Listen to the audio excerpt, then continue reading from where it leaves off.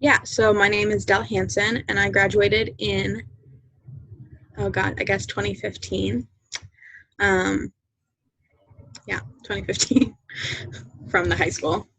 Okay. And then did you attend through the grades? And can you tell me what age you started attending WSSD? Yeah, so I went to WSSD for 14 years. So I had 2 years of Rosemary Kindergarten. So I guess I was 5, maybe 4.5. I was in the fourth graduating class of the high school. All right. And was there a favorite subject that you had there? In high school, it was probably art class. Miss Ansel was one of my favorite teachers at the high school. Oh God, I haven't thought about high school in a long time. Sorry. um, yeah, Miss Ansel. I mean, I didn't really dislike any classes. Um, I really liked. It's weird to look back and think this because I don't know that I felt this way then necessarily, but I did like PE with coach. Um, Mostly because I think the coach was a good coach. But Yeah. And I guess going along with that, was there any classes or teachers that kind of helped shape your experience at the school and maybe after high school? I would say Mr. Wilcox was definitely one who was really helpful in terms of my writing abilities. I feel like that's the thing I feel I struggled a lot with and continue to sort of struggle with is like emoting and like presenting myself through written work. But I do feel like my work with Mr. Wilcox sort of helped get me to a point that I felt a little more confident. Like he really sat down with me and helped me write all my essays for college and stuff like that. And I did enjoy all his English classes.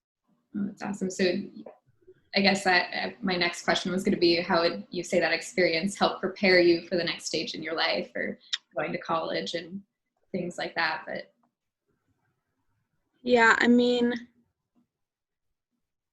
I think that was a big part of it.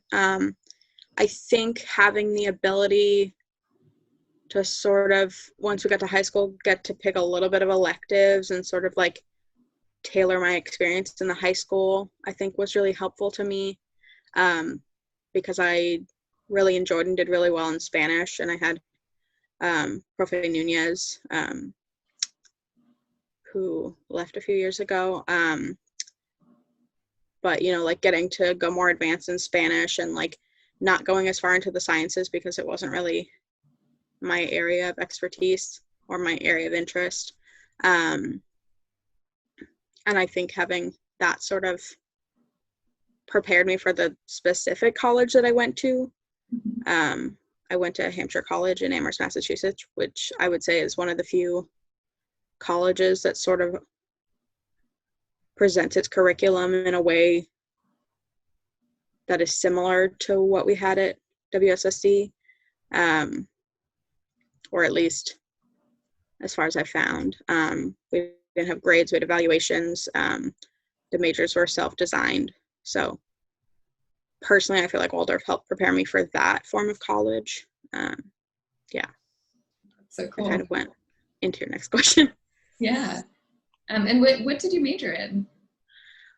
So I studied design for theater, and I studied sculpture, specifically because like everyone just leaves with a general BA. I hold a BA from a liberal arts institution, but my major was props as a method for storytelling. So I specialize in props for theater. So I was a props master a lot at Hampshire, and I did sound design, and I did lots of sculpture pieces in the art studios. So cool. All right. What does being a Waldorf kid mean to you? How do you define that? And does it differ from just being a well-educated child? Um,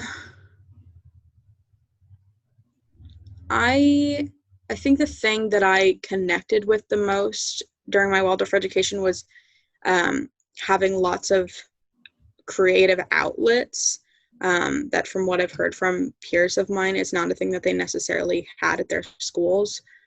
So when I think of being like a Waldorf child, it's like having lots of art in my life and having lots of singing and having, you know, eurythmy and ways that I could sort of express myself in different ways, because I find that a lot of those things that I had as part of my education in younger years are still like part of my life now, especially with the singing and the art making. And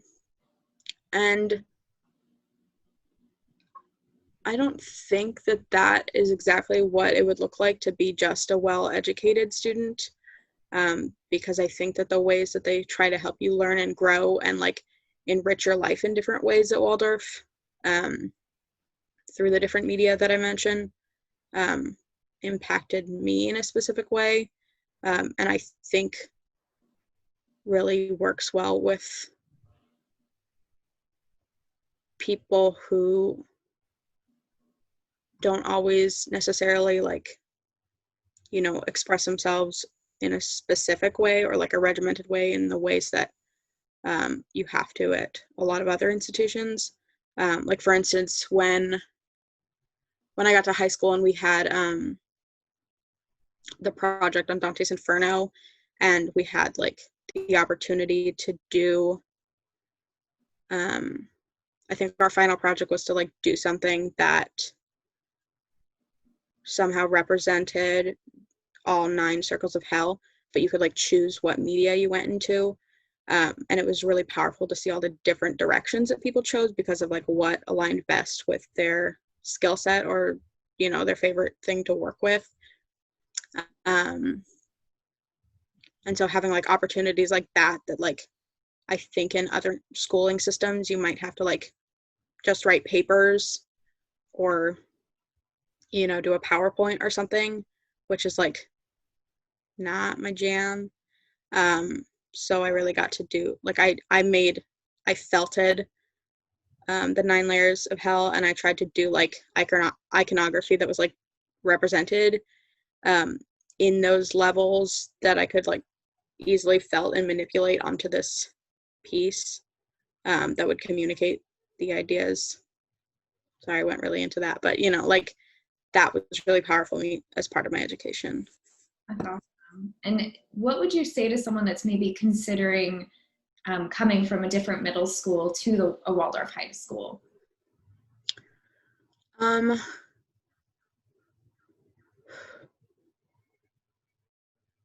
mean, I think there's going to be a big learning curve,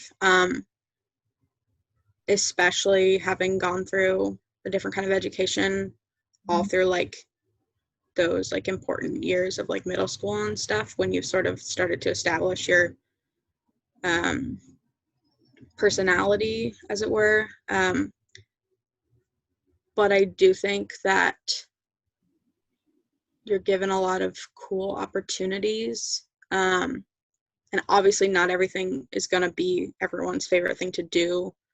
Like I love that we got to do the 10th and 12th grade plays, but not everyone, you know, loved it in the way I did. But I think you really get an opportunity to learn about what you like and what you don't like, and you get to be challenged in ways that I think really help you grow. But obviously, I think that it's important to like reflect on how the transition will probably be difficult in some ways, not in a bad way, but I think that there's a lot of change. I mean, I can't speak to what that would actually look like because I went to Waldorf for my almost entire existence, but one can imagine that that would be a big growth or learning curve there. Yeah. That's cool. I mean, is there anything else that you'd like to say? I mean, that's actually all the questions that I had today. I don't know. I'm interested like I can't totally envision what this school looks like these days, since it's been 5 years since I graduated, and I know that there's been a lot of change in faculty and staff.